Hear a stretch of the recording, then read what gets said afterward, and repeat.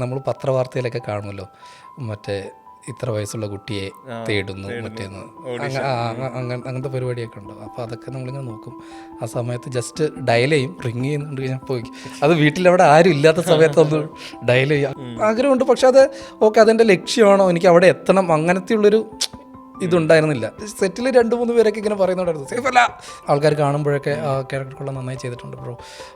മറ്റേ പക്ഷേ ഫേവറേറ്റ് ജനമൻ. കല്യാണമാണെന്നുണ്ടെങ്കിലും മറ്റേ ഷൂട്ടിന് മുൻപ് ഭയങ്കര ഒരു ട്രെയിനിങ്ങും പരിപാടികളൊക്കെ നടന്നത് കൊണ്ട് ഭയങ്കര ടൈമിംഗ് ആയിട്ടുള്ള ഒരടി പോലും ദേഹത്ത് കൊള്ളുന്ന അങ്ങനത്തെ പരിപാടിയൊന്നും ഇല്ല. കയ്യിൽ നിന്ന് ബൈക്ക് പോകുന്നു, അർജുന് ഇടിക്കുന്നു, സീനാവും.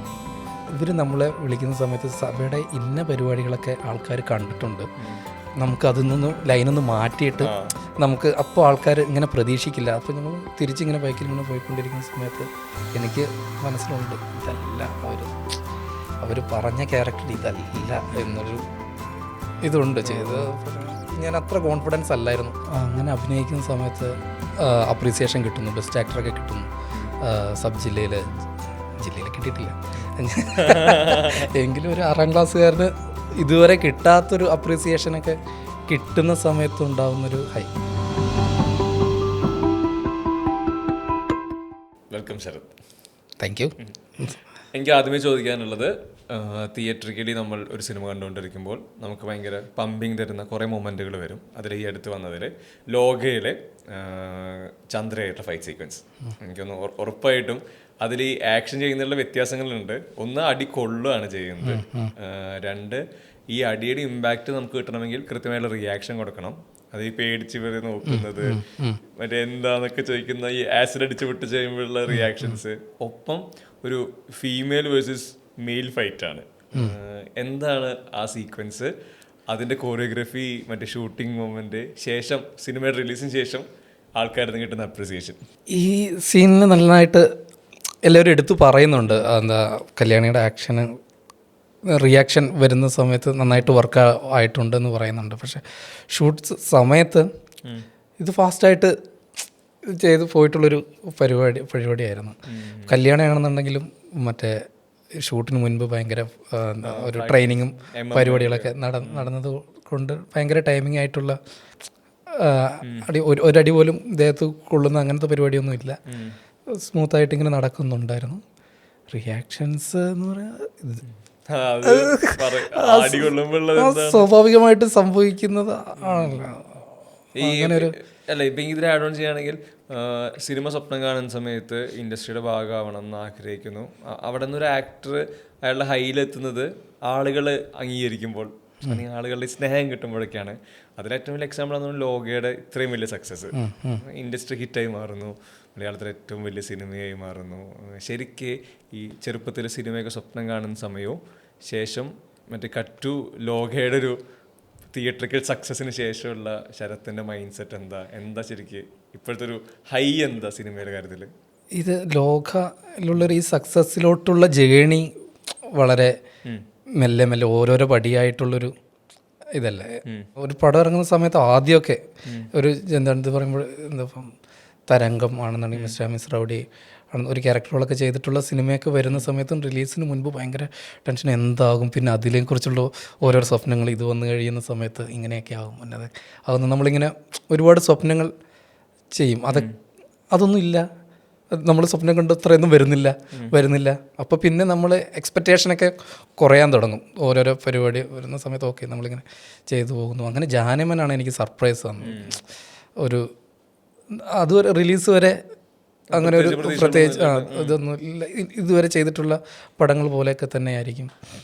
പോസ്റ്ററുകളിലൊന്നും ഇല്ല, പ്രൊമോഷൻ പരിപാടി അങ്ങനെയൊന്നുമില്ല, അങ്ങനത്തെ ഇതൊന്നും ഇല്ലല്ലോ. അപ്പോൾ അങ്ങനെ തന്നെ ആരും പടം വന്ന് തിയേറ്ററിൽ വന്ന് കഴിയുമ്പോഴത്തേക്ക്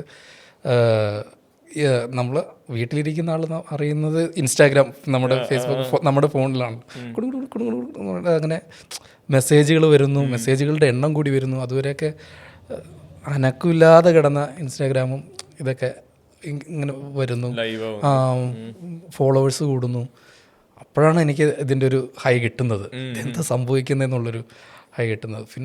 പിന്നെയും ജാനമൻ കഴിഞ്ഞ് ഇങ്ങനെ പോകുന്ന സമയത്തും വീണ്ടും നമ്മൾ പറയും. അപ്പോൾ പിന്നെ നമ്മൾ ജാനമൻ പോലെ തന്നെ അടുത്തതും അങ്ങനെയൊക്കെ തന്നെ ആയിരിക്കും. ഓക്കെ, ഈ ഡയലോഗിലായിരിക്കും അവർ അടുത്തത്. പക്ഷേ അങ്ങനെയൊന്നും ഉണ്ടാവുന്നില്ല. ചെറിയ ചെറിയ രീതിയിലുള്ള അതിനുശേഷം സ്ക്രീനിൽ വരുമ്പോൾ ആൾക്കാർ ഇത് നമ്മുടെ ജാനമനിലെ അതെ അതെ അതെ അതെ അതെ അതെ സജിയേട്ടാ. ഇപ്പം നമ്മളിപ്പോൾ 4 പേര് കൂടുന്നൊരു സ്ഥലത്ത് പോയി കഴിയുന്ന സമയത്ത് കൂടുതൽ ഒരാളെങ്കിലും അറ്റ്ലീസ്റ്റ് സജിയേട്ടാ സൈഫൽ അങ്ങനെയൊക്കെ ചോദിക്കുന്ന ഇതുണ്ടായിരുന്നു. അപ്പം പടം ജാനമൻ കഴിഞ്ഞ് ഇങ്ങനെ പോകുന്ന സമയത്ത് ഈ ജാനമൻ്റെ അത്ര ഒരു ഇതുണ്ടാവുന്നില്ല. എങ്കിലും മെസ്സേജുകളിലൂടെ ആൾക്കാർ കാണുമ്പോഴൊക്കെ ആ ക്യാരക്ടർ കൊള്ളാൻ നന്നായി ചെയ്തിട്ടുണ്ട് ബ്രോ. പക്ഷേ ഫേവറേറ്റ് ജാനമൻ അതും കൂടെ കൂട്ടിച്ചേർക്കും. അത് അവിടെ നിന്ന് ഇങ്ങോട്ടേക്ക് ഒരു ഇതിങ്ങനെ പറയും, ബ്രോ കൊള്ളാം, പരിപാടി കൊള്ളാം, പക്ഷേ ജാനമൻ കേട്ടോ, അങ്ങനെ പറയും. അങ്ങനെ എല്ലാ പടങ്ങളും ഇങ്ങനെ വരുന്നു. ലോക വരുമ്പോഴാണ് ലോക വരെ എത്തുന്ന സമയത്ത് നമ്മൾ ഇതുപോലെ തന്നെയായിരുന്നു. എന്ത് സംഭവിക്കുന്നു. പക്ഷേ ലോക ഫസ്റ്റ് ദിവസം കഴിഞ്ഞ 2ാമത്തെ ദിവസം വന്ന സമയത്ത് ഇതേപോലെ ഒരു അനക്കം ഇൻസ്റ്റാഗ്രാമിൽ അങ്ങനെ നമ്മൾ ഇപ്പോൾ സത്യം പറഞ്ഞു കഴിഞ്ഞാൽ അറിയുന്നത്. ജാനമനിൽ വരുന്ന സക്സസ്സിലെ ഹ്യൂമറാണല്ലോ വർക്കാവുന്നത്. അപ്പോൾ അവിടുന്ന് ബാക്ക് ടു ബാക്ക് സിനിമകളിൽ പുറപ്പേക്ക് ആളുകൾ ഡിമാൻഡ് ചെയ്യലോ, അതിൽ ചെയ്ത പോലത്തെ ഒരു പരിപാടിയാണ് വേണ്ടേ എന്നുള്ളത്. അതൊരു തരത്തിൽ ബാധ്യതയാവുന്ന ഒരു പോയിന്റ് വരാം.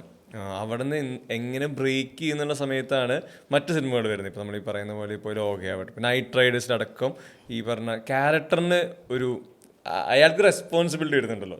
ഇപ്പോൾ ഈ തലവരയിലത്തെ ക്യാരക്ടർ ആവട്ടെ, ആ ഒരു ബ്രേക്കിംഗ് സംഭവിക്കുന്ന സമയത്ത് അത് ശരത് സഭ എന്ന ആക്ടർക്ക് ഒരു മറ്റേ റിലീഫ് പോയിന്റ് ആണല്ലോ. ഈ ജാനമൻ ഡിമാൻഡ് അല്ലെങ്കിൽ ഹ്യൂമർ ഡിമാൻഡ് കുറയുന്നിടത്ത് നിന്ന് എന്നെ കൊണ്ട് മറ്റ് റോളുകൾ അല്ലെങ്കിൽ ഈ ക്യാരക്ടറിന് ഒരു ജേണി കിട്ടുക എന്നുള്ളത് ശരിക്കും ഈ പോസ്റ്റ് ജാനമൻ മുതൽ ഈ പറഞ്ഞ ക്യാരക്ടറുകളിലൊരു മാറ്റം വരുന്നവരുടെ സമയം അത് ഭയങ്കര നമ്മൾക്കിതിൽ നിലനിന്ന് പോകണമല്ലേ, സിനിമയിൽ നിലനിന്ന് പോകണം. അപ്പം എന്തെങ്കിലും മൊമെൻറ്റിൽ ചെയ്യുമെന്നല്ലാതെ നമ്മളിതിനെക്കുറിച്ച് ഇങ്ങനെ ആലോചിക്കുമല്ലോ. നമ്മളിപ്പോൾ ഏത് ലൈനിലാണ് പോയിക്കൊണ്ടിരിക്കുന്നത്, എന്താണ് നമുക്ക് വേണ്ടിയിട്ടുള്ള പരിപാടികൾ, എന്താണ് ചെയ്യേണ്ടതെന്ന് നമുക്ക് ആലോചനയെ നമ്മുടെ ഭാഗത്ത് നടത്താൻ പറ്റത്തുള്ളൂ. പിന്നെ നമുക്ക് ഇങ്ങോട്ട് വരുന്ന പരിപാടികളിലാണ് നമ്മൾ ചെയ്യേണ്ടിരുന്നത്. അപ്പം ഞാൻ ആ സമയത്ത് ഒരുപാട് ഇങ്ങനെ പേടിച്ചിരുന്നത് പാലക്കാടൻ ഭാഷ തന്നെ ഇനി പറയേണ്ടി വരുമോ. കുറച്ചു കാലം പാലക്കാടൻ ഭാഷയിൽ അങ്ങനെ 1-2 പരിപാടികൾ വരികയും ചെയ്തിരുന്നു. നിർഭാഗ്യവശാൽ അത് ചെയ്യാനും പറ്റിയില്ല. പിന്നെ എനിക്ക് വന്നിട്ടുള്ളത് ഇപ്പം ജാനമൻ കഴിഞ്ഞ് വരുന്നത് അവരുടെ തന്നെ പ്രൊഡ്യൂസർ ടീംസിൻ്റെ ജയ ഹേ ആണ്. അവിടെയാണെന്നുണ്ടെങ്കിൽ കൊല്ലം സ്ലാങ്ങിലാണ് കൊല്ലം സ്ലാങ്ങാണ് പിടിക്കുന്നത്. പ്രണയവിലാസത്തിലാണെന്നുണ്ടെങ്കിൽ കണ്ണൂർ പരിപാടിയാണ് പിടിക്കുന്നത്. അപ്പോൾ അങ്ങനെ സ്ലാങ്ങുകളും മാറുന്നു. പിന്നെ ആ ഒരു ജാനമൻ്റെ മീറ്റർ പലയിടത്തും വിടേണ്ടി വന്നിട്ടില്ല. മറ്റേ ഒരു കോമഡി ആണെന്നുണ്ടെങ്കിൽ അത് നമ്മൾ അപ്രോച്ച് ചെയ്യുന്ന ഡയറക്ടേഴ്സിനെ ഇതിപ്പോൾ ഈവൻ ഈ പറയുന്ന ഈ അടുത്ത് വന്നിട്ടുള്ള കൊണ്ടലാണെന്നുണ്ടെങ്കിലും തലവരയാണെന്നുണ്ടെങ്കിലും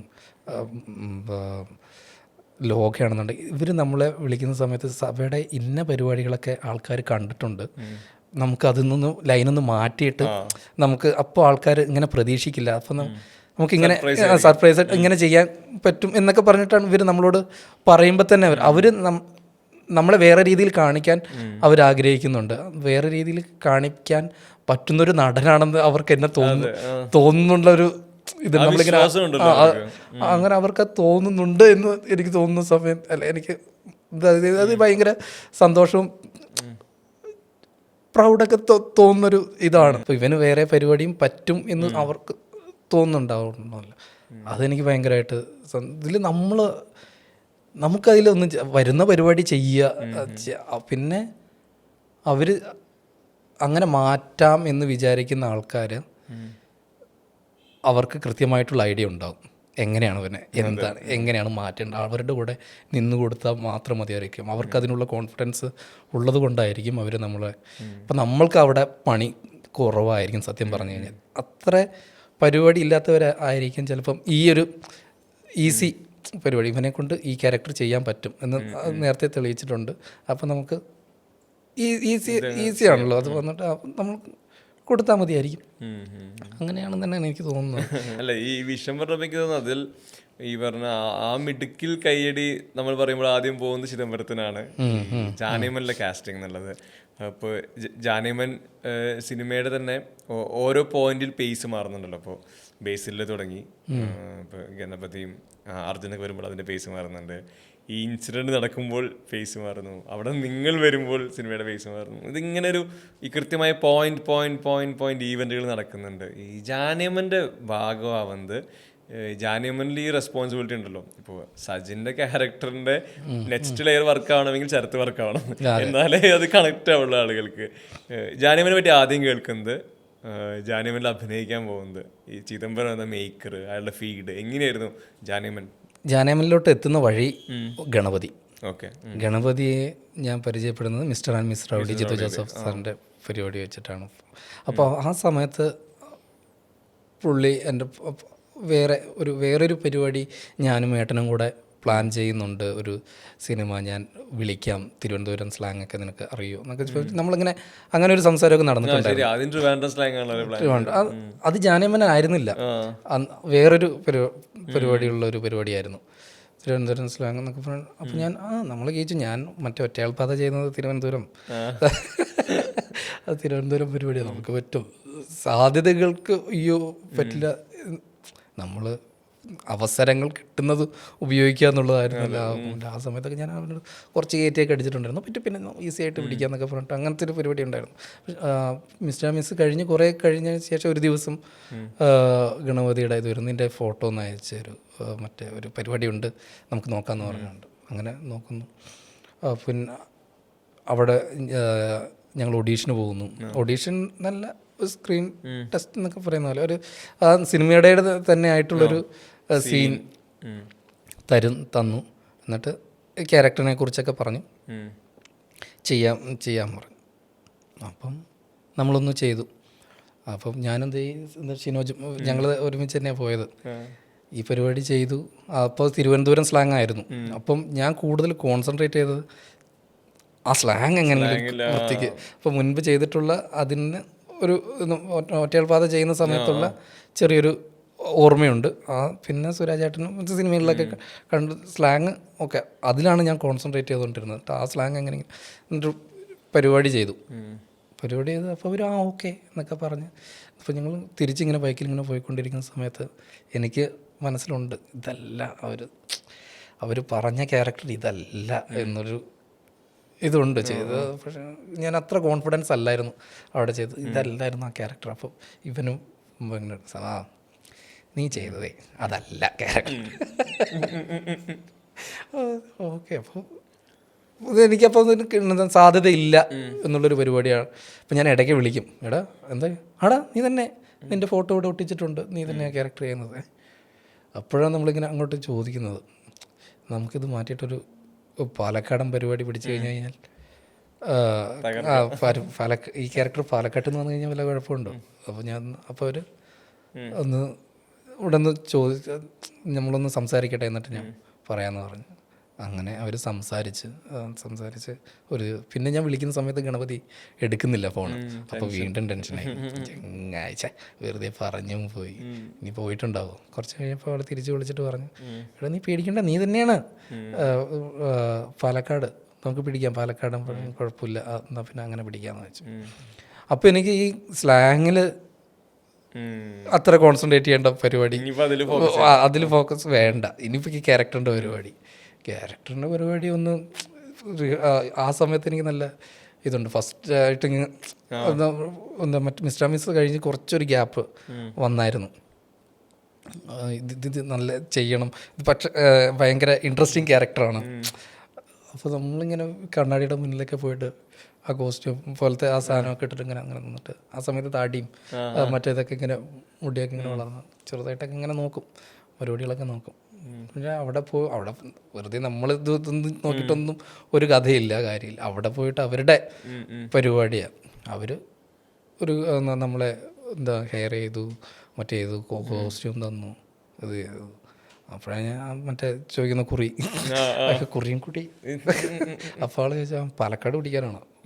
പാലക്കാട്. ആയിട്ടോ കുറിയൊക്കെ ഇട്ട് അങ്ങനെ വന്നു. പിന്നെ ആള് കൃത്യമായിട്ട് നമുക്ക് ഇങ്ങനെ പറഞ്ഞാൽ ഇതാണ് മൂഡ്, ഇതാണ് പരിപാടി, ഇതാണ് ചെയ്യുക, അത് പോയി ചെയ്യുക. പിന്നെ ചില സമയത്ത് ആൾ നമ്മളെ കൊണ്ട് ചെയ്യിച്ചിട്ട് അതിനുശേഷം വന്നിട്ട് ഒരു റിഹേഴ്സൽ എന്തായാലും നടക്കും. ഒരു സീനുകൾക്ക് റിഹേഴ്സൽ ഇങ്ങനെ പോകും. അത് ക്യാമറയാണെന്നുണ്ടെങ്കിലും ക്യാമറയും ആ സമയത്ത് റിഹേഴ്സൽ ചെയ്യും, നമ്മൾ ആർട്ടിസ്റ്റുകളും റിഹേഴ്സൽ ചെയ്യും. അത് കഴിഞ്ഞിട്ട് പിടിക്കും. ഈ സജേട്ട സേഫ് അല്ല, അത് ശരിക്ക് ഷൂട്ട് ചെയ്യുന്ന സമയത്തോ സ്ക്രിപ്റ്റ് ചെയ്യുന്ന സമയത്തൊക്കെ ഇതിനൊരു ഈ വൺ ലൈനർ ഹിറ്റ് ആവും, ട്രെൻഡ് ആവും, അങ്ങനെ ഒരു തോന്നലോ എന്തെങ്കിലും ഉണ്ടായിരുന്നു? അതുവരെ എനിക്കൊരു ഇങ്ങനത്തെ ഒരു എക്സ്പീരിയൻസ് ഇല്ലല്ലോ. ഇങ്ങനെ ആൾക്കാർ ആഘോഷിക്കുന്ന ഒരു എക്സ്പീരിയൻസ് എൻ്റെ ലൈഫിൽ ഉണ്ടായിട്ടില്ല. അപ്പോൾ ഞാൻ അതിനെക്കുറിച്ച് എനിക്ക് ഇതല്ലായിരുന്നു ആക്ച്വലി. പക്ഷേ ആ സീൻ കഴിഞ്ഞ് അവർ റഫ് കട്ടൊക്കെ ചെയ്ത് ഞാൻ കണ്ടിട്ടില്ല. ബാക്കിയുള്ളവരൊക്കെ കാണുന്ന സമയത്ത് എടാ കൊള്ളായിരുന്നു കേട്ടോ, പരിപാടി കൊള്ളായിരുന്നു എന്ന് പറഞ്ഞിട്ട് അങ്ങനത്തെ സംസാരം ആ സെറ്റിലുണ്ടായിരുന്നു. അല്ല ഇതിങ്ങനെ കയറി അടിക്കും, സജിയേട്ട ഇവിടെ സേഫില്ലെന്ന് എന്നെ കാണുന്നപ്പോൾ ആൾക്കാർ അങ്ങനെ പറയാൻ അങ്ങനത്തെ ഒരു ഇതൊന്നുമില്ല. പക്ഷെ സെറ്റിൽ 2-3 പേരൊക്കെ ഇങ്ങനെ പറയുന്നുണ്ടായിരുന്നു സേഫല്ല. അങ്ങനെ ആ സീൻ കഴിഞ്ഞ സമയത്ത് അതാകുന്ന സമയത്ത് കുറേ ആംഗിളുകൾ എടുക്കുന്ന സമയത്ത് അവിടെ പറഞ്ഞോണ്ടേ ഇരിക്കണല്ലോ സജോട്ടോ നിലവിളിച്ചോണ്ട്. മറ്റേ മേളിൽ നിൽക്കുന്ന ആളോട് ഇങ്ങനെ എടുക്കുന്ന സമയത്ത് അവിടെ നിന്ന് ഒരു ആംഗിൾ വരുന്നുണ്ട്, ഇവിടെ നിന്ന് ഒരു ആംഗിൾ ഉണ്ട്. അത് 2-3 ടേക്ക് വെച്ചിട്ട് ഓരോന്നൊക്കെ ഇങ്ങനെ പോകും ഇങ്ങനെ ഇത് വെച്ചിട്ട്. അപ്പം ഒരു രാത്രി മൊത്തം അവിടെ ബഹളം സേഫല്ല അതല്ലേ. അപ്പം പിന്നെ ആൾക്കാർ കാണുന്ന സമയത്ത് സേഫല്ല അങ്ങനെയൊക്കെ ആവാമല്ലോ. ഏറ്റവും പുതിയ റിലീസ് നൈറ്റ് റൈഡേഴ്സ് ആണ്. നൈറ്റ് റൈഡേഴ്സിൽ എനിക്ക് കണ്ടപ്പോൾ തോന്നിയത് അറിയുന്നൊരു ലാൻഡ്സ്കേപ്പ്, അറിയുന്നൊരു ബാക്ക് ഡ്രോപ്പ്, ആ സെറ്റിങ്ങിലാണ് ഈ ക്യാരക്ടർ നിൽക്കുന്നത്. പക്ഷെ എന്നാൽ അവിടെ പെർഫോം ചെയ്യുന്നതിൽ ഉത്തരവാദിത്തങ്ങൾ കൂടുതലാണ്. കൂട്ടത്തിൽ മുതിർന്ന ആളാണ്, ഇവന്മാരെല്ലാം ഒന്ന് ലീഡ് ചെയ്യണം കയ്യിൽ നിന്ന് പോകുന്ന പോയിന്റുകളിൽ. എന്നാൽ ഇയാളുടേതായിട്ടുള്ള എടുത്തുചാട്ടങ്ങളുണ്ട്. ഈ നൈറ്റ് റൈഡേഴ്സ് എൻ്റെ ഒരു തിയേറ്ററിക്കൽ റിലീസിനൊക്കെ ശേഷം ശരിക്കും ആലോചിച്ച് നോക്കുമ്പോൾ ഈ ക്യാരക്ടറിനെ എങ്ങനെ വിലയിരുത്തുന്നത്? ഈ പറഞ്ഞ പെർഫോമൻസ് അല്ല ഞാൻ ഉദ്ദേശിക്കുന്നത്, ഇങ്ങനൊരു ക്യാരക്ടർ അത് പെർഫോം ചെയ്ത് കയ്യടി വാങ്ങുന്നത്, ആ ഒരു ജേണി നൈറ്റ് റൈഡേഴ്സിലോട്ട് വരുന്ന സമയത്ത് ഇത് രാജേഷ് എന്ന് പറയുന്നൊരു ക്യാരക്ടർ നായകനോടൊപ്പം തന്നെ അത്രയും പ്രാധാന്യമുള്ളൊരു ആദ്യം മുതൽ അവസാനം വരെ ഒരു ഇതുണ്ട്. അത് നമുക്ക് ചെയ്യുന്ന സമയം ഈ പരിപാടി വർക്കായി കഴിഞ്ഞ് കഴിഞ്ഞാൽ ഉണ്ടാവുന്ന ഇത് നമ്മൾ പേഴ്സണലി ആലോചിക്കുമല്ലോ. ഇത് കഴിഞ്ഞ് കഴിഞ്ഞാൽ പിന്നെ വേറൊരു സ്റ്റെപ്പാ എന്ന് നമ്മൾ ഇങ്ങനെ ഉണ്ടാവുമല്ലോ. അങ്ങനെ ഈ ഇതിൻ്റെ റൈറ്റേഴ്സ് ആണെന്നുണ്ടെങ്കിലും ജ്യോതിഷും സുനും ഞങ്ങൾ പ്രണയവിലാസത്തിൽ ഒരുമിച്ചുണ്ടായിരുന്നതാണ്. അപ്പോൾ ഇവർ ഇങ്ങനെ പറയുന്നുണ്ട് എടാ അത് പിടിച്ചോ നല്ല പരിപാടിയാണ്, മറ്റേ ഇതാണ് സ്ക്രിപ്റ്റ് കേൾക്കുന്നതിന് മുൻപേ അവരിങ്ങനെ പറയുന്നുണ്ട്. നമ്മൾ അതിനുശേഷം നല്ലൊരു സൗഹൃദം അവരുമായിട്ടുണ്ടായിരുന്നു. ഇടയ്ക്കൊക്കെ ചിലപ്പോൾ മെസ്സേജ് അയക്കുന്ന സമയത്ത് നമ്മുടെ പരിപാടി വരും, വെയിറ്റ് ചെയ്യ് അങ്ങനത്തെയൊക്കെ ഒരു ടോക്കൊക്കെ ഉണ്ടായിരുന്നു. അങ്ങനെയാണ് സ്ക്രിപ്റ്റ് ഞാൻ വായിക്കുന്ന സമയത്ത് എനിക്ക് ഭയങ്കരമായിട്ട് ഇഷ്ടമായി. ഇവർ എന്നെ പ്ലാൻ ചെയ്യുന്ന ക്യാരക്ടറാണെങ്കിലും എനിക്ക് ഭയങ്കരമായിട്ട് ഇതായി. ഭയങ്കര അത് നായകൻ്റെ കൂടെ ഇങ്ങനെ മുഴുനീളം നിൽക്കുന്ന പരിപാടി. എന്നാൽ പിന്നെ ഈ ക്യാരക്ടർ എല്ലാ ഒരു ഇമോഷനിലൂടെയും ഈ ക്യാരക്ടറിൻ്റെ ഒരു പോക്കുണ്ടല്ലോ, ഒരു സന്തോഷമുണ്ട്, പേടിയുണ്ട്, വിഷമമുണ്ട്. ചില സമയങ്ങളിൽ നായകൻ പേടിക്കുന്ന സമയത്ത് നമ്മളും പേടിക്കുന്നു, മറ്റേ നായകന് വിഷമം വരുമ്പോൾ അങ്ങനെ ബേസിലും പറഞ്ഞിട്ടുണ്ടായിരുന്നല്ലോ മുൻപ്. അതേ പരിപാടി അല്ല ഇത്, വേറെ നമ്മളുടെ ക്യാരക്ടറിന് ഇങ്ങനെ ഒരു ട്രാവൽ അവസാനം വരെ നായകൻ്റെ കൂടെ തന്നെ വേറൊരു പരിപാടി പോകുന്നുണ്ട് എന്ന്. അങ്ങനത്തെ ക്യാരക്ടേഴ്സൊക്കെ കിട്ടുന്ന സമയത്ത് ഇതെങ്ങനെയെങ്കിലും പൊളിക്കണം എന്നുള്ളൊരു പരിപാടി ഉണ്ടാവുമല്ലോ. അപ്പോൾ ഈ കളരിയൊക്കെ ചെയ്യാൻ പറ്റും, നമുക്ക് കയ്യിലുള്ള ഐറ്റംസ് കാണിക്കാൻ പറ്റുന്നൊരു സ്റ്റോക്ക് ഉള്ളത് കാണിക്കാനുള്ള ഒരു പരിപാടി. ഇതൊക്കെ ഇങ്ങനെ ഇതെല്ലാം കൂടി ഇങ്ങനെ വരുന്ന സമയത്ത് ഇതൊന്ന് പൊളിക്കണം എന്നുള്ളൊരു ഉള്ളിൻ്റെ ഉള്ളിൽ അങ്ങനത്തെ ഒരു ആഗ്രഹം. പുറത്ത് കാണിക്കുന്നില്ല എന്നുള്ളൂ, പുറത്തിങ്ങനെ ചെയ്യാതെ ഉള്ളിൻ്റെ ഉള്ളിൽ പറ്റണം എന്നുള്ള പരിപാടി ഇങ്ങനെ പോകുന്നു. ഇപ്പം നമ്മളിപ്പോൾ ഇപ്പോൾ ഏത് പടത്തിലും നമ്മളിപ്പോൾ എന്ത് വിചാരിച്ചു കഴിഞ്ഞാലും ഫസ്റ്റ് ഷോട്ട് അല്ലെങ്കിൽ 1-2 ഷോട്ട് അല്ലെങ്കിൽ 2 സീന് കഴിയുമ്പോഴേ നമുക്കും കൃത്യമായിട്ട് കിട്ടുള്ളൂ. ഡയറക്ടർ ഏത് രീതിയിലാണ് ആ ക്യാരക്ടറിനെ കാണുന്നത്, നമ്മൾ ഏത് രീതിയിലാണ് ആ ഡയറക്ടർ കണ്ടിട്ടുണ്ടായിരുന്നത്, ഇത് രണ്ടും കൂടെ ഒന്ന് സിങ്ക് ആവണം. അവരുടെയും പരിപാടിയും നമ്മുടെ പരിപാടിയും കൂടി ഒന്ന് സിങ്ക് ആവണം. അത് 1-2 ഷോട്ടിൽ നമുക്ക് മനസ്സിലാകും. ആദ്യം നമ്മൾ നമ്മുടെ പരിപാടികളൊക്കെ അങ്ങ് ചെയ്യും. അപ്പം ഡയറക്ടർ വന്നിട്ട് സഭ അതല്ല ഇത് ഓക്കെ, ഇതിപ്പോൾ അങ്ങനെ പറഞ്ഞില്ല, അങ്ങനെ പറയാത്ത ചിലപ്പോൾ ഡയറക്ടേഴ്സൊക്കെ ഉണ്ടാവും. അപ്പം ഓക്കെ, അപ്പോൾ അത് നമ്മുടെ സ്റ്റോക്കുകളൊക്കെ തന്നെ വരത്തുള്ളൂ. ഇങ്ങോട്ടൊരു ഫീഡ് കിട്ടിയില്ലെങ്കിൽ ചെയ്തെന്ന് പറയുന്നത് നമ്മൾ സ്ഥിരം അല്ലെങ്കിൽ നമ്മൾ എവിടെയൊക്കെയോ നമ്മുടെ പണിയായുധങ്ങളൊക്കെ നമ്മൾ എവിടെയൊക്കെയോ ചെയ്തിട്ട് വർക്കായിട്ടുള്ള കാര്യങ്ങളൊക്കെ ഒന്ന് കളക്ട് ചെയ്തിട്ടുള്ള പരിപാടി പെട്ടെന്ന് ഈസി പരിപാടി അതായിരിക്കുമല്ലോ, അതായിരിക്കും വർക്ക്. പക്ഷെ അവരുടെയും കൂടെ ഇത് വരുന്ന സമയത്താണ് അതിനൊരു വേറെ നമ്മളിതിന്ന് പുതിയൊരു സാധനം വരത്തുള്ളൂ. അത് നൈറ്റ് റൈഡേഴ്സിലും ഉണ്ടായിരുന്നു. ആൾ ഇമ്പ്രൂവൈസ് ചെയ്ത എല്ലാ നൗഫൽക്കയുടെ പരിപാടി എന്ന് പറയുന്ന സമയത്ത് ചില ഓരോരോ സ്കൂളില്ലേ ഇപ്പം ഒന്ന് ഇമ്പ്രൂവൈസ് ചെയ്തിട്ട് ചെയ്തോളാം എന്ന് പറയും. ചിലപ്പം കൃത്യമായിട്ടുള്ളൊരു ഇത് പറഞ്ഞു തന്നിട്ടുള്ളൊരു പരിപാടി ഉണ്ടാകും. ഇത് എല്ലാം ഉള്ള ഒരു അതാണ്. ചില സീനുകൾക്ക് ആൾക്ക് അത് വേണം എങ്ങനെ ചെയ്തിട്ട് അങ്ങനെ എല്ലാ പരിപാടികളിലും ആളുടെ ഫസ്റ്റ് പടം കൂടിയാണല്ലോ. അപ്പോൾ ആളും കൂടി ചിലപ്പോൾ ആളുടെ കൂടെ ട്രെയിനിങ് ആയിരിക്കും ഏത് പരിപാടി ചെല്ലാട്ടോ. ആള് ഭയങ്കര ആൾക്ക് കൃത്യധാരണ ഉണ്ടാവുമല്ലോ, എങ്ങനെ വേണം, എത്ര എടുക്കണം എന്നുള്ള കൃത്യമായിട്ടുള്ള പരിപാടി ഉണ്ടാവുമല്ലോ. നമ്മളുടെ കംഫർട്ടബിൾ എന്ന് വെച്ച് കഴിഞ്ഞാൽ അവരുമായിട്ട് ഓക്കെ ഞാനിങ്ങനെ കേട്ടോ ആലോചിക്കുന്നത് എന്ന് പറയാനുള്ളൊരു സ്പേസ് ഏറ്റവും വലിയ ഒരു കിട്ടുന്ന ഒരു കംഫർട്ട് അത് തന്നെയല്ലേ, നമുക്കൊരു സ്പേസ് കിട്ടാൻ സംസാരിക്കാനായിട്ട്.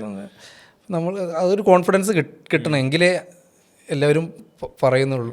അല്ലെങ്കിൽ അത് പറഞ്ഞു കഴിഞ്ഞാൽ എങ്ങനെയല്ലേ ഞാനത് ഇങ്ങനെ ഒന്ന് ചെയ്തട്ടെ എന്ന് പറയാനുള്ളൊരു സ്പേസ് അത് അവിടെയാണ് എനിക്ക് ഭയങ്കര സന്തോഷം. അത് ഈ പറയുന്ന ഈ ഉണ്ടായിരുന്നു. നമ്മൾ ഫസ്റ്റ് മീറ്റിൽ സംസാരിച്ചിട്ടേ ഇല്ല. ഞാൻ ഒരു ജ്യോതിഷൊക്കെ പറഞ്ഞിട്ട് ഞാൻ നൗഫൽക്ക് നിന്നെ ഒന്ന് കാണണം എന്ന് പറഞ്ഞിട്ടുണ്ടായിരുന്നു. ഒന്ന് പോകും, എന്നിട്ട് ക്യാരക്ടറിനെ കുറിച്ച് ഇങ്ങനെ എന്താ സംസാരിക്കാം ക്യാരക്ടറിനെ. അപ്പം ഞാൻ എന്തെങ്കിലുമൊക്കെ അറിയാം എന്നുള്ള മൂഡിലാണ് പോകുന്നത് പുള്ളി. അപ്പോൾ അവിടെ പോയിട്ട് പുള്ളി വരും സഭ ഞാൻ പിന്നെ ആളിങ്ങനെ ഇടയ്ക്ക് പോകുമ്പോൾ അപ്പം നമ്മൾ ഇന്നത് എപ്പോഴാണ് ചെയ്യുന്നത്, നമുക്കത് ചെയ്യാം, മറ്റേ ഇതൊക്കെ ഒന്ന് മാറട്ടെ, അതൊക്കെ ചെയ്യുന്നുണ്ട്, അത് നമുക്ക് തുടങ്ങാം മറ്റേ പരിപാടികൾ. അപ്പം ഇത് നമ്മൾ ഇങ്ങനെ പിന്നെ എനിക്ക് അങ്ങോട്ടും ഒന്ന് പറയാൻ അപ്പോൾ പിന്നെ ഇടയ്ക്ക് ഇങ്ങനെ ജ്യോതിഷം വിളിക്കും, കാര്യങ്ങൾ പറയും. നമ്മൾ നേരത്തെ പകുതി പറഞ്ഞു വെച്ചതിലോട്ട് ഞങ്ങൾക്ക് സംസാരിക്കാനുള്ളത് ഈ സീനിയേഴ്സ് സിനിമയുടെ ഭാഗമാവുന്നു. സീനിയേഴ്സിൽ നമ്മളൊരു സീനിയേഴ്സ് ഫസ്റ്റിലത്തെ ഡ്രാമയില്ലേ അതാണ് നമ്മൾ ചെയ്തിട്ടുണ്ടായിരുന്നത്. എനിക്ക് മറ്റേ നമ്മളെ വിളിക്കുന്ന സമയത്ത് തന്നെ അവർ പറയും മാസ്ക് ആയിരിക്കും, നിങ്ങളെ കാണത്തൊന്നുമില്ല, ഇങ്ങനത്തെ ഒരു പരിപാടിയാണ്.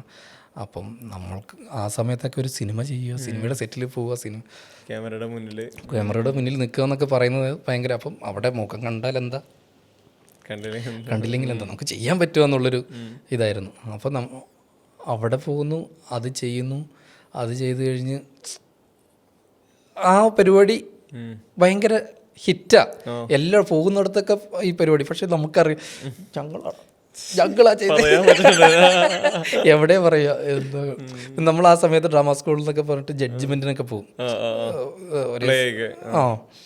മറ്റേ ഉപജീവനമാർഗം. അല്ല ഈ പ്ലേ സിനിമ വന്ന ശേഷം പിന്നെ എനിക്ക് തോന്നുന്നു 2 വർഷത്തേക്ക് എല്ലാം മൈമിലും അതായത് ഞാൻ പറയാൻ പോകുന്നത്. നമ്മൾ ജഡ്ജ്മെന്റിൽ ഇങ്ങനെ ഇരിക്കുന്ന സമയത്ത് മൈമിന്റെ ജഡ്ജ്മെന്റ് മൈമില് അങ്ങനെ തുടങ്ങും, മാർക്ക് കൂടുതൽ കൊടുക്കാം. അങ്ങനെയല്ലാട്ടോ, തമാശ പറഞ്ഞാണ്, അങ്ങനെയൊന്നല്ലാട്ടോ മാർക്ക് വിജയിച്ചവരൊക്കെ. അതൊരു നമ്മുടെ ഒരു സാധനമാണ്, പക്ഷെ നമ്മുടെ അല്ല എന്നുള്ള അങ്ങനത്തെ ഒരു ഫീലായിരുന്നു. അത് നമുക്ക് കിട്ടുന്നത് ഡ്രാമ സ്കൂൾ പഠിച്ചുകൊണ്ടിരുന്ന സമയത്ത് ഒരു ചാനലിൽ നമ്മുടെ ഒരു അധ്യാപകൻ്റെ വൈഫ് റിയാലിറ്റി ഷോ ചെയ്തുകൊണ്ടിരിക്കുന്നുണ്ടായിരുന്നു. അപ്പോൾ അതിലൊരു ഡാൻസ്, ഒരു റൗണ്ട് ഡാൻസാണ്, ഫോക്ക് ഡാൻസ്.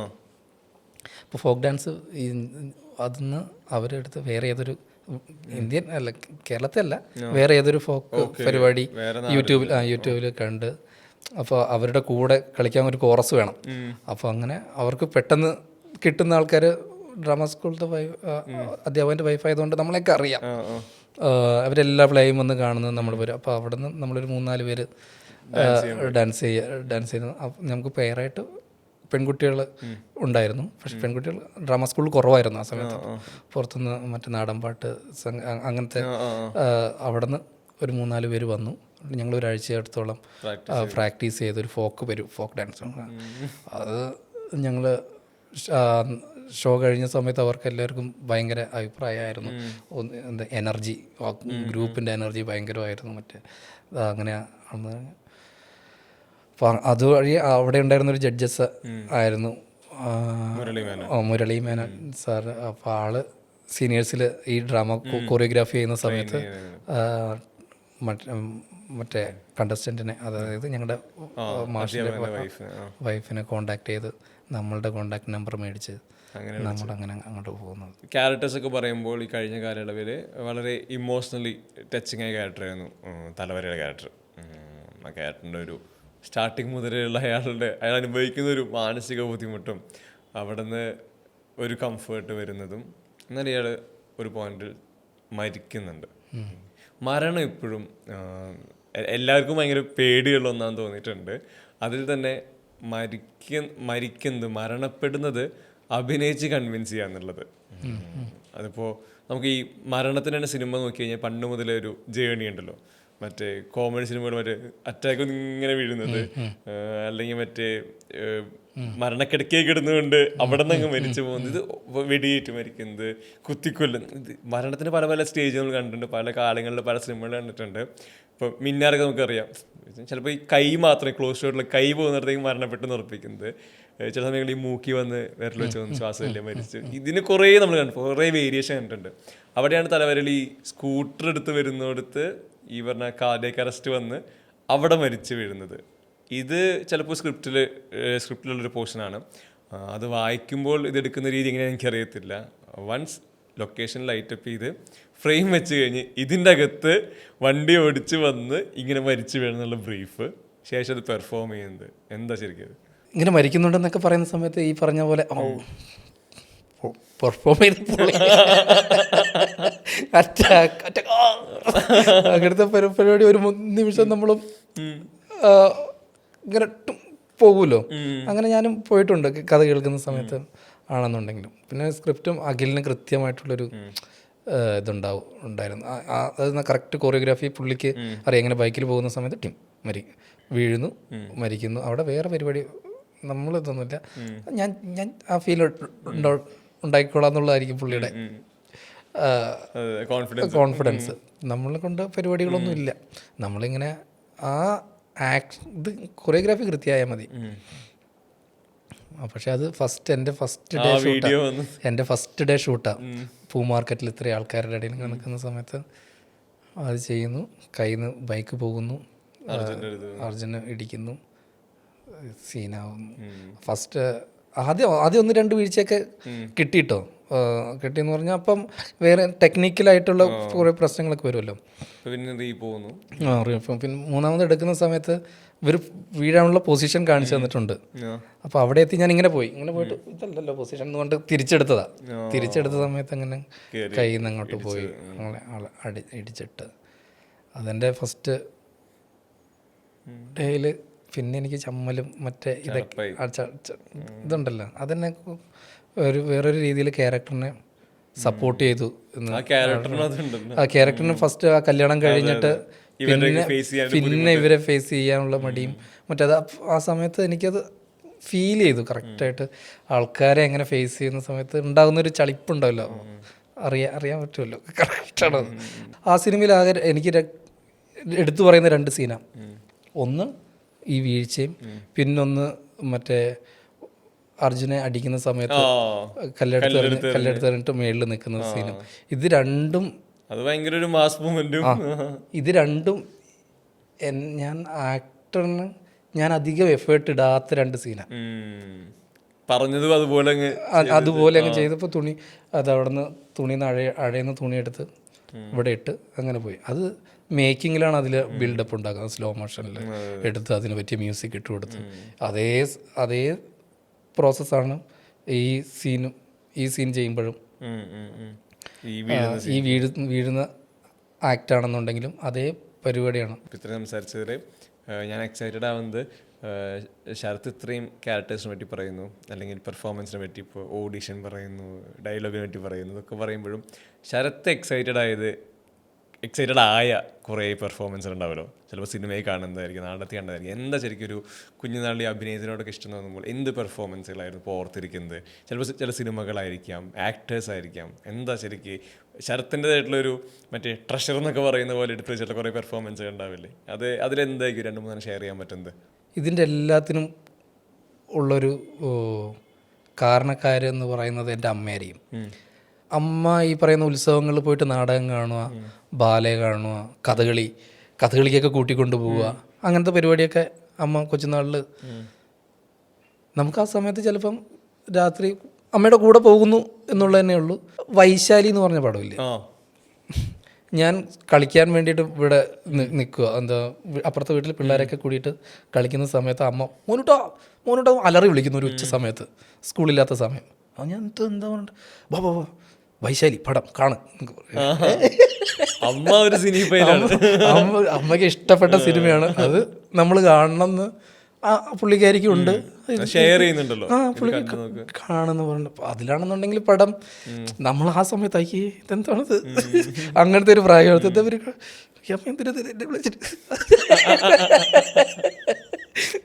അങ്ങനത്തെ ഒരു ഇതുകൊണ്ട് പിന്നെയൊക്കെയാണ് നമ്മൾ മനസ്സിലാക്കുന്നത്. പിന്നെ അമ്മ പുരാണ എന്താ പറയുക സീരിയലുകളില്ലേ, ജയ് ഹനുമാൻ, വീട്ടിൽ ടി വിയിലെങ്കിലും മറ്റേ അപ്പുറത്തെ വീട്ടിൽ നിന്ന് അമ്മ പോകും, ആ സമയത്ത് നമ്മളെ നിർബന്ധമായിട്ട് കൊണ്ടുപോകും. അപ്പോൾ അതൊക്കെ കൊണ്ട് തന്നെയായിരിക്കും ചിലപ്പം 6ാം ക്ലാസ്സിൽ നാടകം കളിക്കണമെന്ന് നാടകത്തിലോട്ട് എന്നെയും ആഗ്രഹം ഉണ്ടാവുന്നതും. ആ സമയത്ത് നമ്മുടെ സീനിയേഴ്സ് ഈ ഇതിനോടൊക്കെയുള്ള ഇഷ്ടം കൊണ്ട് ഞാൻ LP സ്കൂളിൽ പഠിക്കുന്ന സമയത്ത് ക്ലാസ് കട്ട് ചെയ്തിട്ട് ഹൈസ്കൂളിൽ കലോത്സവങ്ങൾ കാണാൻ പോകും. അപ്പം ഞാൻ ഹൈസ്കൂൾ വഴി ക്രോസ് ചെയ്തിട്ടാണ് ഞങ്ങളുടെ LP സ്കൂളിലോട്ട് പോകുന്നത്. ആ ദിവസം ഞാൻ വീടെത്ത് ക്രോസ് ചെയ്ത് അങ്ങോട്ട് എത്തൂല, നേരെ ഇവിടെ പോകുന്നു. ഇവിടെ എല്ലാ പരിപാടി നാടകങ്ങളും കാണും, മറ്റേ ഡാൻസ് അങ്ങനത്തെ പരിപാടികൾ ഇങ്ങനെ കാണാൻ ഇഷ്ടമായിരുന്നു. ചെയ്യുന്നതിനൊക്കെ മുൻപ് ഈ അമ്മയുടെ ഒരു ഇത് കൊണ്ടാവാം എനിക്കും ഇതൊക്കെ കാണാൻ ഇഷ്ടമായിരുന്നു. ഞാനിങ്ങനെ കാണുമായിരുന്നു. ആ സമയത്ത് നമ്മൾ രതീഷ് എന്ന് പറഞ്ഞൊരു പുള്ളിക്കാരനുണ്ട്, എൻ്റെ വകയിൽ ചെറിയച്ഛനാണ്. പക്ഷെ ഞാൻ എടാന്നൊക്കെ വിളിക്കുന്ന പോലെ, ഇപ്പോൾ രാജേഷേട്ടനൊക്കെ വിളിക്കുന്ന പോലെ അവൻ്റെ നാടകങ്ങൾ അതാണ് കൃഷ്ണൻകുട്ടിയേട്ടൻ ചെയ്യുന്നത്. അപ്പോൾ ഇവരുടെ ഈ പരിപാടികളൊക്കെ ഞാൻ എൻ്റെ ചെറിയച്ഛനാണ് അവിടെ കയറി ഇരുന്നിട്ട് ഇങ്ങനെ പ്രട്ടേക്കുന്നത്. അതൊക്കെ ഞാൻ ഭയങ്കര ആ കൊച്ചുനാളിൽ കണ്ടിരുന്നിട്ടുണ്ട്. ഈ ശരിക്കും ഇവിടുന്ന് സിനിമ ഒരു ലൈഫിൻ്റെ പാർട്ട്, സിനിമയാണോ അഭിനയമാണോ, എന്താ ആദ്യം പ്രിയപ്പെട്ടതാകുന്നത്? അഭിനയമാണ്. അത് നമ്മൾ 6ാം ക്ലാസ്സിൽ അപ്രതീക്ഷിതമായിട്ട് ഒരു നാടകത്തിൽ അഭിനയിക്കാൻ അവസരം കിട്ടുന്നു. സ്കൂളിൽ അങ്ങനെ അഭിനയിക്കുന്ന സമയത്ത് അപ്രീസിയേഷൻ കിട്ടുന്നു, ബെസ്റ്റ് ആക്ടറൊക്കെ കിട്ടുന്നു. സബ് ജില്ലയിൽ കിട്ടിയിട്ടില്ല എങ്കിലും ഒരു 6ാം ക്ലാസ്സുകാരന് ഇതുവരെ കിട്ടാത്തൊരു അപ്രീസിയേഷനൊക്കെ കിട്ടുന്ന സമയത്തുണ്ടാകുന്നൊരു ഹൈ.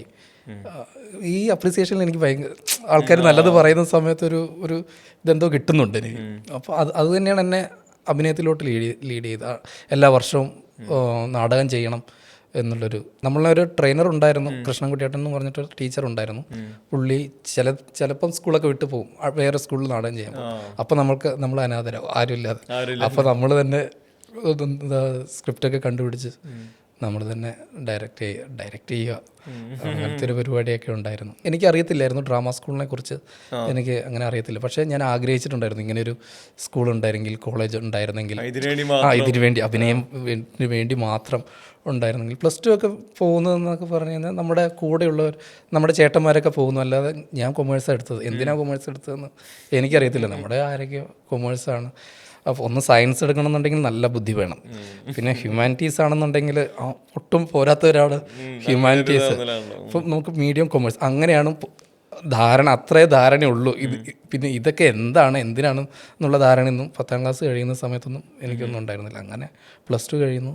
അതുപോലെ തന്നെ യാദൃശ്ചികമായിട്ട് ഡ്രാമ സ്കൂൾ ലൈഫിൽ ഇങ്ങനെ കൃത്യമായിട്ട് ഇങ്ങനെ നടക്കുന്നുണ്ട്. ഭയങ്കരമായിട്ട് ആഗ്രഹിച്ച സാധനം ആ മൊമെൻറ്റിൽ സംഭവിക്കുന്നു എന്ന് പറയുന്നത്. ഡ്രാമ സ്കൂളിൻ്റെ അഡ്മിഷന് എടുക്കുന്ന ലാസ്റ്റ് ഡേറ്റിൻ്റെ തൊട്ട് മുന്നുള്ള ദിവസമാണ് ഞാൻ ഡ്രാമ സ്കൂളിനെ കുറിച്ച് അറിയുന്നത്. ഇങ്ങനെ ഒരു സ്ഥാപനമുണ്ട്, ഇവിടെ ഇത് അഡ്മിഷന് വിളിച്ചിട്ടുണ്ട്, നാളെയാണ് അവസാനത്തെ ദിവസം എന്ന് ഞാൻ അറിയുന്നത് അന്ന്. അപ്പോൾ അതിനടുപ്പം തന്നെ ഞാൻ മറ്റ് സർട്ടിഫിക്കറ്റുകളും ബെസ്റ്റ് ആക്ടറും ഇപ്പം എന്താ പ്രവൃത്തി പരിചയം അങ്ങനെ എന്തോ പരിപാടി ചോദിച്ചിട്ടുണ്ടായിരുന്നു. അപ്പോൾ അത് തെളിയിക്കാൻ നമ്മുടെ ഈ സർട്ടിഫിക്കറ്റുകൾ മാത്രമേ ഉള്ളൂ. അപ്പോൾ ഞാൻ ഇതും കൊണ്ട് നമ്മുടെ പ്രിൻസിപ്പളിൻ്റെ അടുത്ത് പോയി.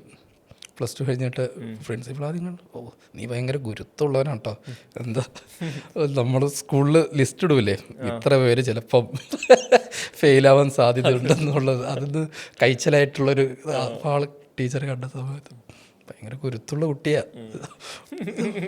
അപ്പോൾ എന്നിട്ട് ഞാൻ കൊണ്ടുപോയി കൊടുക്കുന്നത് ഈ വക സർട്ടിഫിക്കറ്റാണ്. അപ്പോൾ ടീച്ചർക്കും അറിയത്തില്ല എന്തൊക്കെ എന്തിനാ നീ. അപ്പോൾ തുടർ പഠനത്തിന് ഇതെന്തിനാ, ഇതേത് കോളേജ്, ഇത് ഡ്രാമ സ്കൂൾ എന്ന് പറയുന്നൊരു കോളേജ് എങ്ങനെയുണ്ടെന്ന് പറഞ്ഞാണോ എന്ന് പറഞ്ഞാൽ ഇത് ഫോട്ടോസ്റ്റാറ്റിലേക്ക് അറ്റസ്റ്റ് ചെയ്ത് തരുന്നു.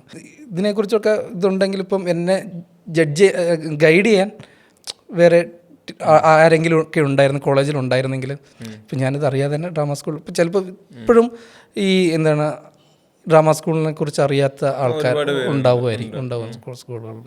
അപ്പോൾ അഭിനയവും അല്ല തിയേറ്ററും ഇതൊക്കെ ഇത് സിനിമയിലോട്ടുള്ള വഴിയാണെന്ന് ഞാൻ പറയുന്നില്ല. ഡ്രാമ സ്കൂൾ എന്ന് പറയുന്നത് ടെക്നിക്കലി ആക്ടിങ്ങിനെ പഠിക്കുക, ട്രെയിനിങ് അവിടെ സംഭവിക്കുന്നത്. അതെ. അപ്പോൾ ഞാൻ ഡ്രാമ സ്കൂളിലോട്ട് പോകുന്നതിന് മുൻപുള്ളൊരു എൻ്റെ ഒരു ആക്ടിങ് ശൈലിയും ഡ്രാമ സ്കൂളിന് ശേഷമുള്ളൊരു ശൈലിയും രണ്ടും വ്യത്യസ്തമാണ്. അത് ഭയങ്കരമായിട്ട്. അപ്പോൾ അങ്ങനെ കൊച്ചുനാളിൽ ഇങ്ങനത്തെ സ്വപ്നങ്ങളുണ്ടായിരുന്നു. ഇവിടെ എത്തുന്ന സമയത്ത് ഒരു സിനിമ ഡ്രാമ സ്കൂളിൽ വന്നതിന് ശേഷം, അല്ലെങ്കിലും കൊച്ചുനാളിൽ അഭിനയിക്കുന്ന സമയത്ത് സിനിമയൊക്കെ കാണുന്ന സമയത്ത് സിനിമയൊക്കെ കൊള്ളാം എന്നൊക്കെ ആഗ്രഹമൊക്കെ ഉണ്ടായിരുന്നു. ചില അമ്മായിയുടെ വീട്ടിലെ ഫോണുണ്ടായിരുന്നത്.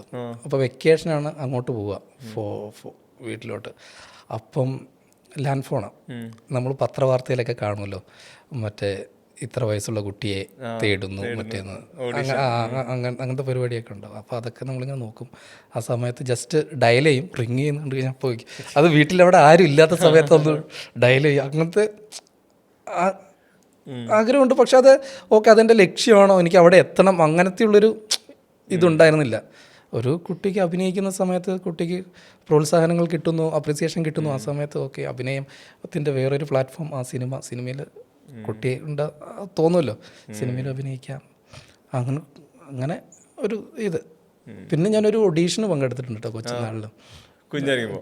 ഒരു 7ാം ക്ലാസ്സിലോ 8ാം ക്ലാസ്സിലോ പഠിക്കുന്ന സമയത്ത്. അപ്പം നമ്മളെ ഡ്രാമ സ്കൂൾ മറ്റേ കൃഷ്ണൻകുട്ടിയേട്ടൻ നാടകം പഠിപ്പിച്ച കൃഷ്ണൻകുട്ടിയേട്ടൻ്റെ കൂട്ടുകാരനോ ആരോ ഒരാൾ സീരിയൽ എന്തോ ചെയ്യാനുണ്ട് എന്നും പറഞ്ഞുകൊണ്ട് അപ്പം ഒന്ന് ഓഡീഷന് പോകും. അപ്പം ഞാൻ ആദ്യം എനിക്ക് പേടിയാൻ പേടിക്കേണ്ട കാര്യമൊന്നുമില്ല, ആളാ എന്നെ ഇത് ചെയ്തത്. അപ്പം ഞാനും അച്ഛനും കൂടെ ഒരു ദിവസം പോയ സമയത്ത് ഒരു ഇംപ്രവൈസ് ചെയ്യാനുള്ളൊരു സീനൊക്കെ തന്നു.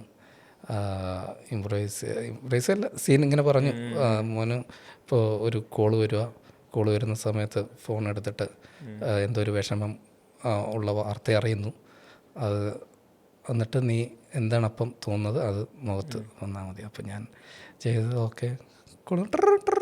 ഞാൻ പോയി ഫോൺ എടുത്തു. ഭയങ്കര വിഷമം അഭിനയിച്ച് ഫോൺ വെച്ചു. അപ്പം ആള് പറഞ്ഞു, മോനെ ഫോൺ എടുത്തു കഴിഞ്ഞാൽ ആദ്യം പറയാം ഹലോ എന്നൊക്കെ പറയാം. അപ്പം അവിടേക്ക് നമ്മൾ അതുവരെ നമ്മൾ എന്താ കൃഷ്ണൻകുട്ടിയേട്ടൻ പറയുന്നത് ചെയ്യുക. പുള്ളി ചിലപ്പോൾ അഭിനയിച്ചൊക്കെ കാണിച്ചു തരും. അതങ്ങനെ ഇത് ചെയ്യുക എന്നുള്ള പരിപാടിയൊക്കെ തന്നെ അതാണ് ആ സമയത്തുള്ള എൻ്റെ അഭിനയം എന്നൊക്കെ പറയുന്നത്. അല്ലാതെ നമ്മുടേതായിട്ടുള്ളതൊന്നുമില്ല, പുള്ളി തന്നെ കാണിച്ചു തരും. ആ സീൻ പുള്ളിക്ക് ഇഷ്ടപ്പെട്ടൊരു സീനും മറ്റേ ഓഡീഷന് കാണിക്കാം. പുള്ളി പറഞ്ഞു, നീ അത് കാണിക്കുക, അത് നല്ല രസമാണ്, അത് കാണിക്കുന്നൊക്കെ പറഞ്ഞിട്ട് ആളുങ്ങൾ അങ്ങനെയൊക്കെ കാണിച്ചു തരും. അപ്പോൾ അതുപോലെ അതെന്താണെന്നറിയാമോ, ഒരു ഡോറ് തുറന്നിട്ട് ഇങ്ങനെ നോക്കുന്ന സമയത്ത് ഒരു കുട്ടി പലഹാരങ്ങളുടെ ഒരു ചില്ലറമാരിൽ കുറേ പലഹാരങ്ങൾ കാണും. ഈ കുട്ടിയാണെന്നുണ്ടെങ്കിൽ കഴിച്ചിട്ടൊന്നുമില്ല. അപ്പോൾ അത് കാണുന്ന സമയത്ത് കുട്ടിക്കുണ്ടാവുന്ന കൊതി.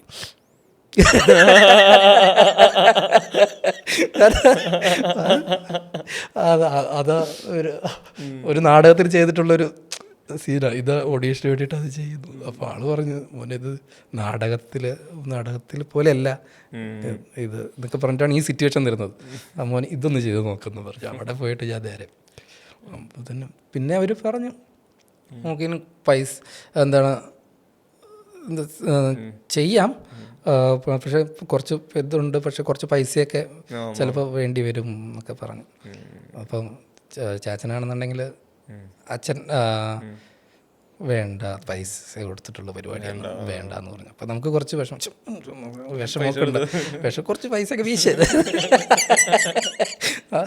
ആ സമയത്ത്. ഈ ഓഡിഷൻ പറയുമ്പോഴേ അതിനുശേഷം സിനിമയുടെ ഭാഗമാകുമ്പോൾ പല ഓഡിഷൻ അറ്റൻഡ് ചെയ്തിട്ടുണ്ടല്ലോ. അപ്പോഴത്തെ ഈ ഓഡിഷൻ മാറുന്നു, ഈ ആക്ടിങ് സ്റ്റൈല് മാറുന്നു. ശരിക്കും ഓഡിഷൻ ഒരു ആക്ടർക്ക് അയാളുടെ കരിയറിലെ പ്രധാനപ്പെട്ട ഈ പറഞ്ഞ ഒരു എൻട്രി പോയിന്റുകളല്ലേ. ചിലപ്പോൾ അത് എവിടെ നമുക്ക് അറിയുന്നില്ല. ചിലപ്പോൾ ഒരു എസ്റ്റാബ്ലിഷ് കഴിഞ്ഞപ്പോൾ ഓഡിഷൻ്റെ ആവശ്യം വരണമെന്നില്ല, നിർബന്ധമില്ല. എന്നാൽ അതുവരെയുള്ളൊരു ഒരു ഒരു ഒരു ബെഞ്ച് മാർക്ക് എത്താൻ വേണ്ടി എത്ര തവണ ഓഡിഷൻ അറ്റൻഡ് ചെയ്യണം, ഒരുപാട് ഓഡിഷനിൽ പോകണം. അവിടെ നിന്ന് പലപ്പോഴും സെലക്ട് ആവണം എന്നില്ല. സെലക്ട് ആയാൽ പോലും ഇതിൻ്റെ ഒരു അവസാനം എന്താണെന്ന് നമുക്കറിയത്തില്ല. ആ ക്രൈസിസ് ഒക്കെ ശരിക്കും തരണം ചെയ്ത് മുന്നോട്ട് പോകുക എന്നുള്ളത് അത്ര എളുപ്പമല്ലല്ലോ.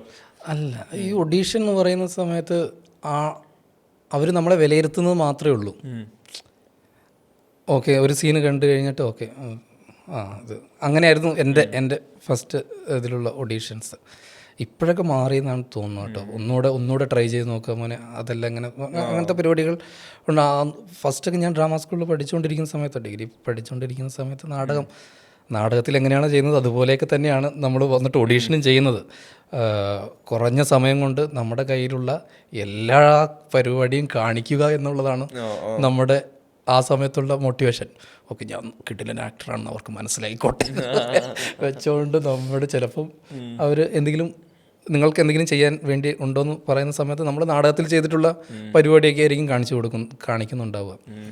അല്ലെങ്കിൽ അവർ ഒരു സിറ്റുവേഷൻ തരുന്ന സമയത്തും ആ ഒറ്റ ഒരു 3 മിനിറ്റിൻ്റെ സാധനത്തിന് നമ്മൾ മോഡുലേഷൻ, മറ്റേ മാനറിസം, ഇതൊക്കെ ആ ഒറ്റ സ്പീസിന് വേണ്ടിയിട്ട് നമ്മൾ അതെല്ലാം വെച്ചിട്ടൊക്കെ ആയിരിക്കും. അപ്പോൾ ഇവർക്ക് മോനെ നാടകം അങ്ങനെയാണ് എനിക്ക് എല്ലായിടത്തുനിന്നും കിട്ടിയിട്ടുള്ളത്. അല്ലെങ്കിൽ നേരിട്ട് പറഞ്ഞിട്ടില്ലെങ്കിലും നമ്മൾ പരിചയമുള്ള ആൾക്കാർ വഴി അറിയാമല്ലോ.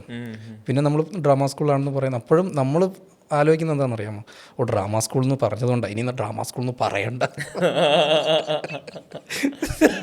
ഡ്രാമ സ്കൂളിൽ നിന്ന് പറയുന്നതുകൊണ്ട് അവർ നാടകം എന്ന് പറയുന്നേ എന്നാണ് ഞാൻ വിചാരിച്ചുകൊണ്ടിരുന്നത്. ഒറ്റയാൾ പാത എന്ന് പറഞ്ഞൊരു പടത്തിൻ്റെ ഓഡീഷന് വേണ്ടി ഞാൻ പോയായിരുന്നു. അത് parallel movie, Satheesh Santhosh brothers. അപ്പം അവരുടെ ഓഡീഷനിൽ പോയ സമയത്ത് ഇതേ പ്രോസസ്സ് തന്നെയായിരുന്നു. നമ്മൾക്ക് അവരൊരു സീൻ തരും, അത് നമ്മൾ ചെയ്യും കേട്ടോ. അപ്പോൾ ആദ്യം എന്തോ ഒരു സീൻ തന്നിട്ട് വീഡിയോ എടുത്ത് അയച്ചു കൊടുക്കാൻ പറഞ്ഞു. അത് ഞാൻ വീഡിയോ എടുത്ത് അയച്ചു കൊടുത്തു. അതിനുശേഷം ആ പടമല്ല, ഏത് ഇതിന് വേണ്ടിയിട്ടാണോ ചെയ്തത് ആ പടത്തിനല്ല, വേറൊരു പടത്തിന് വേണ്ടിയിട്ട് ഓഡീഷൻ പോയി. ആ സമയത്ത് ഇതേ പ്രവണത നമ്മൾ ചെയ്തു. അവർ തന്ന സീക്വൻസിൽ നമ്മളുടെ കയ്യിലുള്ളതെല്ലാം എടുത്തിടുക എന്നുള്ള പരിപാടി. അപ്പം അവർ നമ്മുടെ അടുത്ത് പറഞ്ഞു, ഇത് നീയും നിൻ്റെ അച്ഛനും ഒരു വീട്ടിനകത്തിരുന്ന് സംസാരിക്കുന്നതാണ്. നീ നിൻ്റെ അച്ഛന് കേൾക്കാൻ വേണ്ടി മാത്രം ഉള്ള എനർജി ഇട്ടാൽ മതി. നീ എങ്ങനെയാണോ വീട്ടിൽ സംസാരിക്കുന്നത് അതുപോലെയുള്ളൊരു പരിപാടി. ബാക്കി നമ്മൾ അവിടെ ഇവിടെയൊക്കെ ഇരിക്കുന്നുണ്ട്, അതൊന്നും ബോധേടാവുണ്ട്. ഇപ്പോൾ ക്യാമറ ഇവിടെ ഉണ്ടെങ്കിൽ പോലും നമ്മൾ ആ സമയത്ത് ഈ ഇരിക്കുന്നവരെയൊക്കെ ഇമ്പ്രസ് ചെയ്യിപ്പിക്കാനുള്ള പരിപാടിയാണ് നമ്മൾ ചെയ്തുകൊണ്ടിരിക്കുന്നത്. തിയേറ്ററിലൊക്കെ ആണെന്നുണ്ടെങ്കിൽ നമ്മളത് ഓഡിയൻസൊക്കെ ആണെന്നുണ്ടെങ്കിൽ എല്ലാവർക്കും കേൾക്കണം.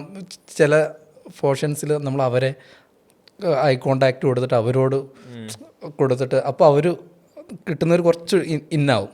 അപ്പം അങ്ങനത്തെ പരിപാടി, അങ്ങനത്തെ ചെറിയ പൊടിക്കൈകളൊക്കെ ഉണ്ടല്ലോ, അതൊക്കെ ഓഡീഷനിൽ നമ്മൾ ഇപ്പോൾ ഇവിടെ ക്യാമറ വെച്ച് ഡയറക്ടർ അവിടെയാണെങ്കിൽ ഡയറക്ടർ അങ്ങനത്തെ പരിപാടികളാണ് ഇങ്ങനെ. അപ്പോൾ നീ അച്ഛനുമായിട്ട് സംസാരിക്കുന്നത് ആ എനർജിയിൽ ഈ റൂമിനകത്ത് ഒതുങ്ങുന്ന പോലെ ആ എനർജിയിൽ സംസാരിക്കൂ. ഇത്രയും ഇതാവേണ്ട, അത് കുഴപ്പമില്ല. അത് തിയേറ്ററിൽ അത് നിങ്ങൾ പ്രാക്ടീസ് ചെയ്യുന്നതായിരിക്കും, പക്ഷേ ഇത് വേറൊരു മീഡിയ, നീ ഇത്രയും നമുക്ക് ആവശ്യമുള്ളൂ ഇത് ചെയ്യാൻ പറഞ്ഞു. അപ്പോൾ തന്നെ സമയം വേണമെന്ന് ചോദിച്ചു. അപ്പോൾ ഞാൻ കുറച്ച് സമയം വേണമെന്ന് പറഞ്ഞു. എന്നിട്ട് ആ സാധനം ചെയ്ത സമയത്ത് അവർ ഓക്കെ ഞങ്ങളൊന്ന് ആലോചിക്കട്ടെ എന്ന് പറഞ്ഞ് അസിസ്റ്റൻസും ഇവരെല്ലാവരും കൂടെ വേറൊരു റൂമിൽ പോയി ഒരു 5 മിനിറ്റ് സംസാരിച്ച് പുറത്ത് വന്നിട്ട് അപ്പോൾ നമുക്ക് ചെയ്യാം, പ്രോ തന്നെയാണെന്ന് പറഞ്ഞു. അവിടെ നിന്നാണ് എനിക്ക് കൃത്യമായിട്ട് ഓക്കെ. ഒഡീഷൻസ് നമ്മളിപ്പം പരിപാടി ചെയ്യുന്നുണ്ട് എന്നുള്ളത് കൊണ്ട് മാത്രം നമുക്കൊരു ഇത് കിട്ടണം എന്ന് വരത്തില്ല. ആരുടെയെങ്കിലും കൃത്യമായിട്ടുള്ളൊരു ഒരു ഒരു എന്താണ് ശരിക്കും. അപ്പോൾ അതാണ് നമ്മൾ ആക്ടേഴ്സ് ഒരു എന്താണ് വർക്ക്ഷോപ്പിനോ മറ്റേതിനൊക്കെ പോയി കഴിഞ്ഞാൽ കിട്ടുന്നൊരു ഗുണം. നമ്മളിങ്ങനെ വെറുതെ ചെയ്തപ്പോൾ ഇത് കഴിഞ്ഞ് ഇത് ചെയ്യുന്നത് ശരിയാണോ അല്ലയോ എന്ന് നമുക്ക് അറിയുന്നില്ലല്ലോ. ഈ ഓഡീഷൻസ് ഒക്കെ പോയിട്ട് നമുക്ക് കിട്ടുന്നുണ്ട്, തിയേറ്ററാണ് ചെയ്യുന്നതെന്ന് പറയുന്നുണ്ട് എങ്കിൽ പോലും എന്താണ് അപ്പോൾ അത് മാറ്റാൻ എന്താണ് വേണ്ടതെന്നതിനെ കുറിച്ചുള്ള അങ്ങനത്തെ ചിന്ത എനിക്ക് ഇല്ലായിരുന്നു. അപ്പോൾ ആ ഒരു മൊമെൻറ്റിൽ എനിക്ക് മനസ്സിലായി ഓക്കെ ഇതാണ് അപ്പോൾ പരിപാടി. അത് കഴിഞ്ഞ് ആ പടം ചെയ്തു. ആ പടം എൻ്റെ കരിയറിൽ എനിക്ക് ഭയങ്കരമായിട്ട് ഗുണം ചെയ്തിട്ടുള്ള, എൻ്റെ ഒരു തിയേറ്ററിൽ നിന്ന് മാറിയിട്ട് ഒരു മീഡിയയിലോട്ട് സിനിമ ക്യാമറയ്ക്ക് മുൻപിലുള്ള ഒരു അഭിനയത്തിൻ്റെ ഒരു ഇതിനെ എന്നെ ഭയങ്കരമായിട്ട് ഗുണം ചെയ്തിട്ടുള്ളൊരു എന്നാൽ പിന്നെ ഇത് കൂടുതൽ ആൾക്കാർ കണ്ടിട്ടുണ്ടോ എന്നൊന്നും അറിയത്തില്ല, അറിയില്ല. 2014 മികച്ച 2ാമത്തെ സിനിമയായിട്ട് ഇത് കിട്ടിയിട്ടുണ്ടായിരുന്നു. എന്നെ സംബന്ധിച്ചോളം എൻ്റെ കരിയറിൽ അത് എനിക്കൊരു ഭയങ്കര മൊമെൻ്റാണ്. അത് സംഭവിച്ചതിൽ ഇപ്പം ഞാൻ എങ്ങനെയാണോ സ്കൂൾ നാടക ശൈലിയിൽ നിന്ന് ഡ്രാമ സ്കൂളിൽ പോയിട്ടൊരു വേറൊരു മാറ്റം വരുന്നത്, അതേ ഒരു മൊമെൻ്റ് ഇത് ഇവിടെയും സംഭവിക്കുന്നുണ്ടായിരുന്നു. അതിനുശേഷമാണ് തരംഗത്തിൻ്റെ ഓഡീഷൻ വരുന്നത്. അപ്പോൾ നമ്മൾ ഇവിടെ പഠിച്ച ഇതാണ് ടെക്നിക്ക്. അവിടെ നമ്മളത് അത് ചെയ്യുന്നു. തരംഗത്തിൻ്റെ അല്ലായിരുന്നു, വേറൊരു പടത്തിൻ്റെ ആമീൻ എന്ന് പറഞ്ഞൊരു പടത്തിൻ്റെ. അപ്പോൾ കാസ്റ്റിംഗ് ലോഞ്ച് അവരായിരുന്നു അത് ഓഡീഷൻ ചെയ്തിട്ടുണ്ടായിരുന്നത്. അപ്പോൾ അവർ ഇത് വരുന്ന സമയത്ത് അവർ പറഞ്ഞു നമ്മളോട്, ഇത് നിങ്ങൾ ഈ ഏജ് ഗ്രൂപ്പിലുള്ളവരല്ല, പക്ഷെ ഞങ്ങളുടെ ഒരു കാസ്റ്റിംഗ് കമ്പനിയാണ്, നമ്മളിത് കളക്ട് ചെയ്ത് വെക്കും നിങ്ങളുടെ ഇത് എന്നിട്ട് എന്തെങ്കിലും നമുക്ക് വേറെ വർക്ക് വരുവാണെന്നുണ്ടെങ്കിൽ നമ്മൾ വിളിക്കാം. ഓക്കെ ആണെന്ന് ചോദിച്ചാൽ ഓക്കെ എന്ന് പറഞ്ഞു. അപ്പം നമുക്കൊരു സിറ്റുവേഷൻ തന്നു. അപ്പം നമ്മൾ ഈ പഠിച്ചിട്ടുള്ള പരിപാടികൾ വെച്ചിട്ട് അത് ചെയ്തു. അത് അവർക്കും ഇഷ്ടമായി. അങ്ങനെ അത് ഡൊമിനിക്കിനെ തരംഗം നടക്കുന്ന സമയത്ത് ഡൊമിനിക്ക് കണ്ടു. ഡൊമിനിക്ക് പിന്നെ അത് നമ്മളെ വിളിക്കുന്നത് അല്ല ഓഡീഷൻ, വീണ്ടും തരംഗത്തിൻ്റെ ക്യാരക്ടർ വെച്ചിട്ടുള്ള ഓഡീഷൻ പരിപാടികളൊക്കെ നടക്കുന്നത്. അങ്ങനെയാണ് തരംഗത്തിലോട്ട്. എനിക്ക് തോന്നുന്നു ഈ പറഞ്ഞപ്പോൾ ഇത്രയും സംസാരിച്ചപ്പോഴും ഭയങ്കരമായിട്ട് ഇനിയുള്ള കരിയറിനെ പറ്റിയൊരു വിഷനുള്ള, നല്ല രീതിക്ക് ഈ കരിയറിനെ പറ്റിയുള്ള കൺസേൺ ഉള്ള, ഇപ്പോൾ ഉള്ള ഓരോ സ്റ്റേജിലെത്തുമ്പോഴും അടുത്ത സ്റ്റേജിനെ പറ്റി ബോധ്യമുള്ള, അതിലെത്തിപ്പെടാനുള്ള ആഗ്രഹം വളരെ സ്ട്രോങ് ആയിട്ടുള്ളൊരു ആക്ടറെ കാണുന്നുണ്ട്. ഉറപ്പായിട്ടും കരിയർ ഈ പറഞ്ഞ പോലെ വേറെ ഇതില്ലല്ലോ, ഇതിലോട്ട് തന്നെ ഇറങ്ങി എനിക്ക് വേറെ ഒരു ടാലൻറ്റും എനിക്ക് ഇല്ലെന്ന് മനസ്സിലാക്കുന്ന ബോധ്യമുണ്ട്. ഇപ്പോൾ ഈ ആക്ടിങ് ആണെന്നുണ്ടെങ്കിൽ പോലും ഇതിൻ്റെ ഉള്ളിലുള്ള സബ് പരിപാടികളുണ്ടല്ലോ, ഈ പറയുന്ന ഈ ഇൻ്റർവ്യൂ ആണെന്നുണ്ടെങ്കിലും ഇങ്ങനെ എത്രത്തോളം വൃത്തിക്കാണ് ഞാൻ സംസാരിച്ചത് എന്ന് പോലും എനിക്കറിയത്തില്ല. ഈ പിന്നെ പ്രൊമോട്ട് ചെയ്യുന്നപ്പം നമ്മുടെ എൻ്റെ ഇൻസ്റ്റാഗ്രാം പേജാണെന്നുണ്ടെങ്കിലും എനിക്ക് എത്ര നന്നായിട്ട് ഹാൻഡിൽ ചെയ്യാൻ പറ്റുമോ അങ്ങനത്തെ പരിപാടിയൊന്നും ഇല്ല. ഇപ്പോഴും അതിൻ്റെ ഇത് ഇങ്ങനെ അറിയാവുന്ന പണിയെന്ന് എനിക്ക് വിശ്വാസമുള്ള അഭിനയ പരിപാടികൾ മാത്രമേ ഉള്ളൂ. അതിനുള്ള കോൺഫിഡൻസ് മാത്രമേ ഉള്ളൂ. വേറെ ഉള്ളൊരൊന്നിനും ഇപ്പം ഇങ്ങനെ വന്നിരിക്കുന്നത് നമ്മൾ ആദ്യം എന്താ പറഞ്ഞാൽ എനിക്ക് അത്ര ഇതൊന്നും ഇല്ല, കോൺഫിഡൻസ് കുറവാണ്. അപ്പോൾ ഇതിൽ തന്നെ എനിക്ക് ഒരു ഭാവി ഇതിൽ തന്നെയുള്ളൂ. അപ്പം ഞാനത് ഭയങ്കര കൺസേൺ ആയിരിക്കും. കൺസേൺ നല്ലതാണെന്ന് തോന്നി ശരത്ത് പറയുമ്പോഴാണെങ്കിലും ആ കൺസേൺ ഭയങ്കര സ്ട്രോങ് ആയിട്ടുള്ളതാണല്ലോ. ഒരിക്കലും ഇപ്പോഴത്തെ ഹൈയിൽ മാത്രം നിൽക്കുന്നില്ല, അടുത്തതിൽ ഇനി എന്ത് ചെയ്യും, ഇനി എന്താണ് വരാൻ പോകുന്നത്. എനിക്ക് തോന്നുന്നു അതെല്ലാം നല്ല രീതിക്ക് തന്നെ വരട്ടെ. ഇപ്പോൾ എത്തി നിൽക്കുന്ന പോയിന്റ് നിന്ന് ഇനി മുകളിലോട്ട് തന്നെ ഭയങ്കര രസകരമായിട്ട് കരിയർ പോകട്ടെ. ക്യാരക്ടേഴ്സ് വരട്ടെ, പെർഫോമൻസിൽ ഭയങ്കര സ്ട്രോങ് ആവട്ടെ. Thank you.